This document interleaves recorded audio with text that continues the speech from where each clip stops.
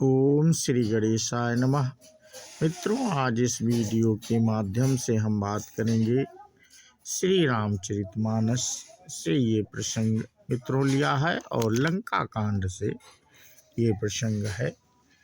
रावण का विभीषण पर शक्ति छोड़ना, राम जी का शक्ति को अपने ऊपर लेना, विभीषण रावण युद्ध। आज इस वीडियो के माध्यम से मित्रों हम इस पे चर्चा करेंगे और बिना देरी के हम मित्रों चर्चा शुरू करते हैं। पुनि दस कंठ क्रोध हुई छाड़ी, शक्ति प्रचंड चली विभीषण सन्मुख, मनहु काल कर दंड। फिर रावण ने क्रोधित होकर प्रचंड शक्ति छोड़ी। वह विभीषण के सामने ऐसी चली जैसे काल यानी यमराज का दंड हो।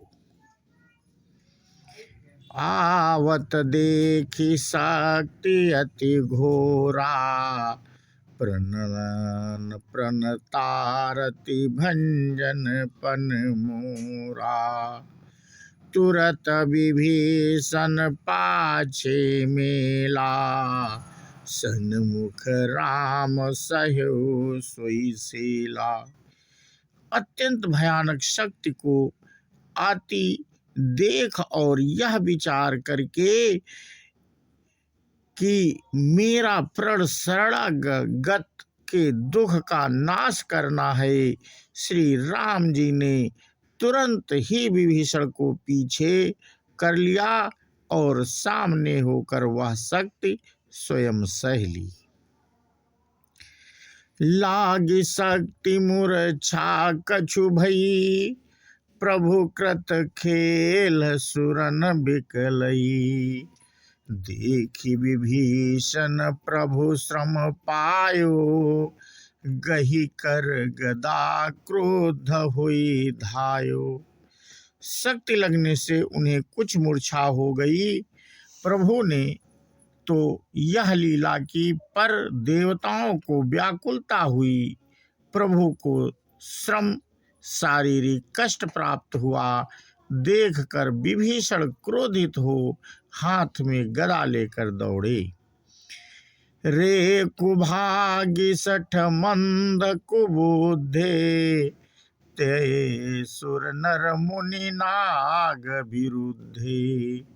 सादर शिव कहूँ शीस चढ़ाए, एक एक के कोटिन पाए।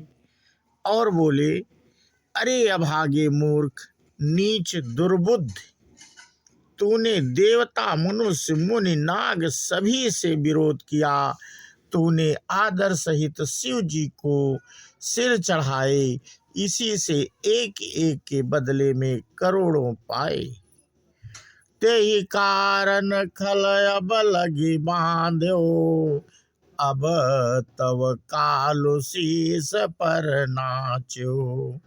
राम विमुख सठ चाहसी संपदा, हस कही हने माझउर गदा। उसी कारण से अरे दुष्ट, तू अब तक बचा है, किंतु अब काल तेरे सिर पर नाच रहा है। अरे मूर्ख, तू राम विमुख होकर संपत सुख चाहता है। ऐसा कहकर विभीषण ने रावण की छाती के बीचों बीच गदा मारी। उर मांझ गदा प्रहार घोर, कठोर लागत मही पर्यो। दस बदन सोनित स्रवत पुनि संभारि थायो रिस भर्यो।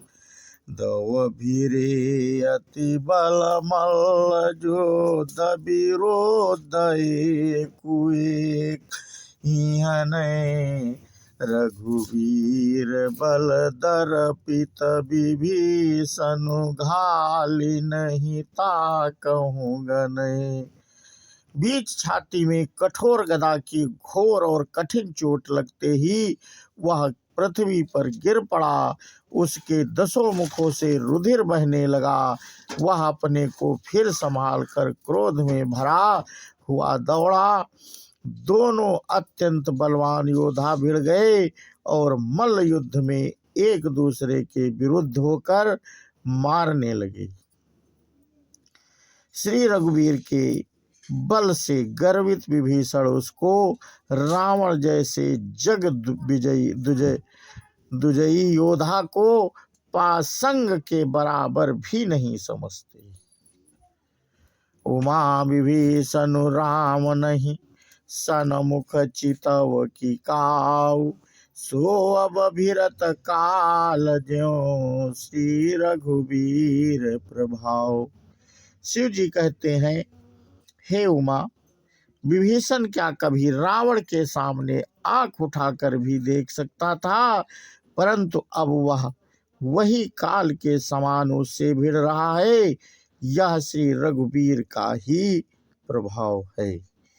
तो मित्रों, ये भक्ति का प्रभाव आपने इस वीडियो के माध्यम से विभीषण जी की भक्ति ही थी, और उनके भगवान को जब शक्ति लगी तो उनको क्रोध आ गया।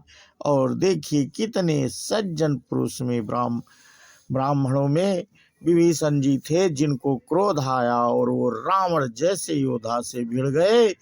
तो इसी के साथ मित्रों, हम आज का अपना प्रसंग यहीं पे समाप्त करते हैं, और इसके आगे की कथा हम अपने अगले वीडियो के माध्यम से साझा करेंगे। बोलो श्यावर रामचंद्र की जय, हनुमान जी की जय। जय हिंद, जय भारत, वंदे मातरम।